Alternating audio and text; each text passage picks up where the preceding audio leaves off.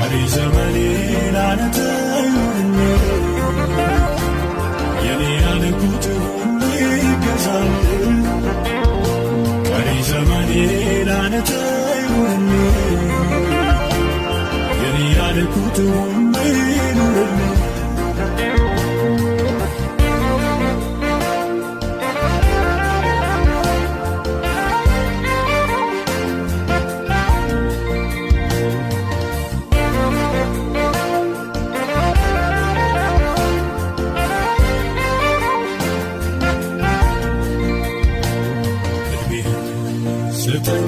ስትል ሰጠው ገብቶኝ እንደማት ሰጠው ገብቶኝ እንደማት ስጠኝ ስትል ሰጠው ገብቶኝ እንደማት ሰጠው ገብቶኝ እንደማት ታግሰኸኛልና መክረኸኛልና ዘሬ ይገዛል አቤት ይሁን አንደኛ ዘሬ ይገዛል አቤት ይሁን አንደኛ ዘሬ ይገዛል አቤት ይሁን አንደኛ ዘሬ ይገዛል አቤት ይሁን አንደኛ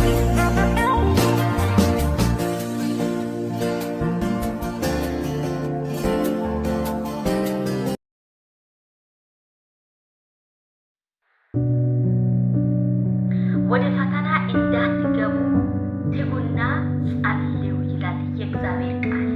ስንቶቻችን ነው ዛሬ በመንፈሳዊ ሕይወት ራሳችን ደብቀን ዓለምና ሰይጣን ሥጋ የሚለው እምቢ ብለን በጸሎት ሕይወት ውስጥ እግዚአብሔርን እያመሰገንን ለእኛ የከበደ ለእግዚአብሔርን እየሰጠን እየጸለይን እየጮኸን በእግዚአብሔር ፊት እግዚአብሔርን ፊት እየፈለገን የምንኖር ስንቶቻችን እግዚአብሔር ያውቃል። ስለዚህ ወደ ፈተና እንዳትገቡ የሚመጣው ፈተና የሚመጣው ነገር እናንተን እንዳያገኙ ተግታችሁ ጸልዩ። የጸላችሁ የጸሎትን ፍሬ እኔ ዋጋውን እሰጣለሁ የሚለው። ስለዚህ ለዚህ አምላክ ስንቶቻችን ተገዝታችሁ የምትኖሩ ሰላም ሰላም ለእናንተ ይሁን። ውድ የሞጋሪቱ ተከታታዮችና ተመልካቾች ቤተሰቦቼ ሰላም ብያቸዋለሁ። እኔም ጋር እንዲሆን እግዚአብሔር ጠብቆኝ ሰላም ነው። ሰላማችሁ ይብዛላችሁ። እንግዲህ ሰሞኑ ስለ ጸሎት እግዚአብሔር አምላክ በረደ መጣ መንፈስ ቅዱስ በውስጤ ለኔ ያስቀመጠልኝ ይህንን ነገር ደግሞ የእግዚአብሔርን ቃል ሼር አድርገዋለሁ ማለት ነው። መንፈስ ቅዱስ በረደ መጣ፣ ልዑል እግዚአብሔር በረደ መጣ። ስለዚህ ስለ ጸሎት እየተማረን እንገኛለን። ምክንያቱም መጸለም ስላለብን እጅ ጊዜ መጸለይ አለብን ማለት ነው። አዲስ ዓመት ላይ ልንሻገር መጸለይ አለብን።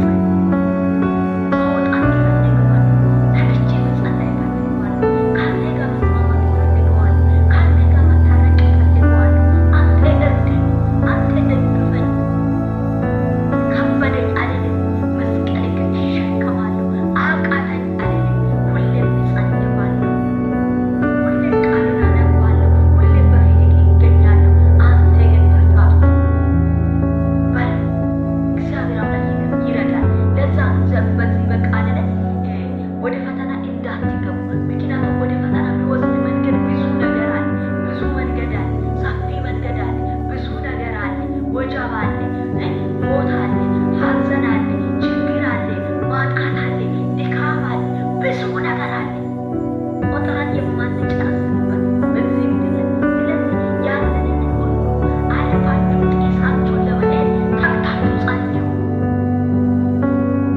የእናንተ የሚሆን በረከትን ለእናንተ እንቅፋት የሆነልን ነገር እናንተ እንዳያገኝ ወጥመድ ፍቅሮቻችን እንዳያዝ ጠላት ነፍሶቻችን እንዳይነጥቅ ተግታችሁ ጸልዩ።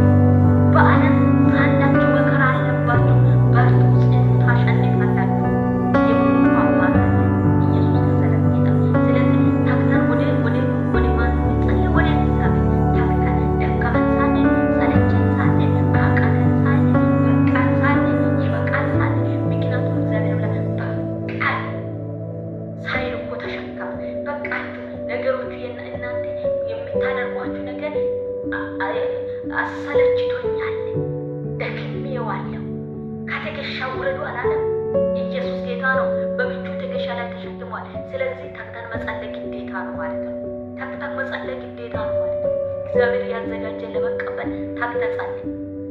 ይህን ደግሞ የማርቆስ ወንጌል ምዕራፍ 14 ቁጥር 38 ላይ ታገኛላችሁ። ጌታ ኢየሱስ የተመሰገነና የተባረከ። አንተ ግን ስትጸልይ ወደ እልፍና ግባ፣ መዝጊያ ዘግታ በስውር ላለው አባትህ ጸልይ። በስውር የሚያይ በስውር የሚያይ አባትህ በግልጥ ይከፍለዋል። አያችሁ፣ በግልጥ ይከፍላል።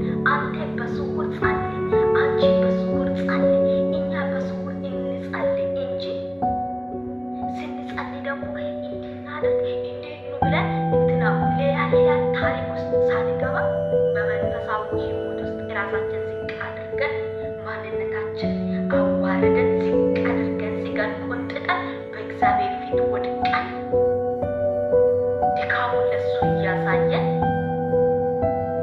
ያለው ችግሩን ለሱ እያሳየን ስንጸልይ በስውር ሀና እኮ ስትጸልይ የሀና ጭዋት ወንድን ሰምቶ አይደለም። አፉ ሁሌ ይንቀሳቀሳል ስታወራ። እንዲያውን እኔ እንደሚሰማ ሰው ዝም ብለው እንዴት ነው ይመስላል? ቃሉ እኮ ድምፅ እንደ ያላወጣቸው ይናገራል። ስለዚህ እሷ ስትጸልይ በቃ ሁሌ አፉ ይንቀሳቀሳል። ሁሌም ከአይኗ አይጠፋም። ለዛ አንቺ ሰካራም ብሏል። መቼ ነው ያንቺ ሲጋርሽ ከአንቺ መቼ ነው የሚረቀው? ምናልባት ለሱ የታየ ይመስላል።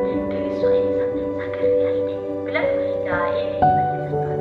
ግን እሷ የምታለቅሳት የምታለቅሳት የነበረ ጥያቄ ስላላት ጥያቄው እግዚአብሔር አምላክ ማንም ደግሞ ይህንን ጥያቄ ማንም እንደማይመልስ ጣልቃ ስለሚታወቅ በቃ እግዚአብሔር አምላክ ደግሞ ይህንን ጥያቄ እንደሚመልስ ስለሚታወቅ አጥብቃ ትጸልይ ነበር። አጥብቃ ማለት ነው። አጥብቃ ስትጸልይ እግዚአብሔር አምላክ ለጥያቄው መልስ ይሆናል ማለት ነው። እና እዚህ ጋር በስውር ለሚያይ አምላክ መጸለይ እንዴት እንዳለ ቃል ይናገራል። ይህንን የምታገኘው የማቴዎስ ወንጌል ምዕራፍ 6 ቁጥር 6 ላይ ታገኛላችሁ ማለት ነው። ጌታ ስሙ ይባረክ። እንቀጥላለን። ጠላት ይቃጠል። እኔ ደግሞ በዚህ እግዚአብሔር አምላክ በረዳው መጠን እግዚአብሔር ጌታ ፍቃድ እንጂ ጥቅሶች ለእናንተ ሼር አደርጋለሁ። እናንተ ምዕራፉ እያነበባችሁ በምን ታሪክ እንደሆነ ቃሉ የሚናገረው በምን እንደሆነ ይህን ቃል የሚናገረው እናንተ ደግሞ ሲታነቡ የበለጠ ካለ የበለጠ መንፈስ ቅዱስ ደግሞ ይረዳችኋል። እሱ ደግሞ የበለጠ ይገልጠዋል ማለት ነው። ስለዚህ በየቤታችሁ ሆናችሁ ማንበብ አታቋረጡ፣ ጸሎት አታቋረጡ እላችኋለሁ። ቅዱስ እግዚአብሔር የተመሰገነ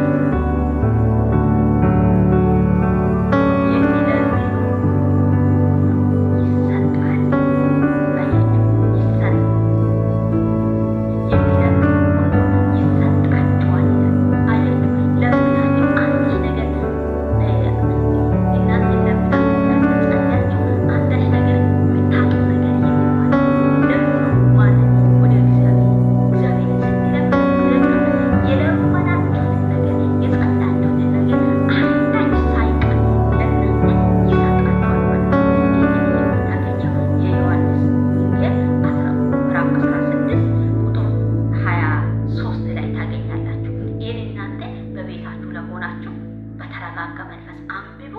እግዚአብሔር አምላክ ይረዳችኋል። ስለዚህ ስለ ጸሎት ይህንን ጥቅሶችን ሲታነበቡ የበለጠ ኢየሱስ ጌታ ነው እንድትጸልዩ ጉልበት እንድንበርከት እግዚአብሔር አምላክ ይረዳችኋል። በሌላ ቪዲዮ እስከ ስንገናኝ ጌታ ኢየሱስ በያለባችሁ ይጠብቃችሁ። ታግታችሁ ጸልዩ። መጸሎትን አታቋርጡ።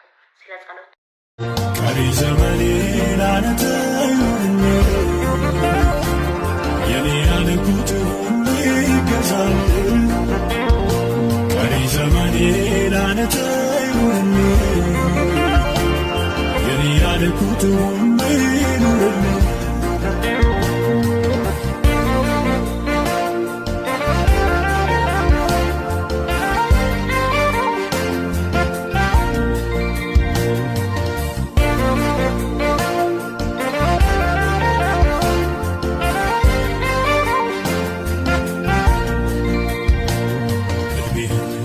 ስጠኝ ስትል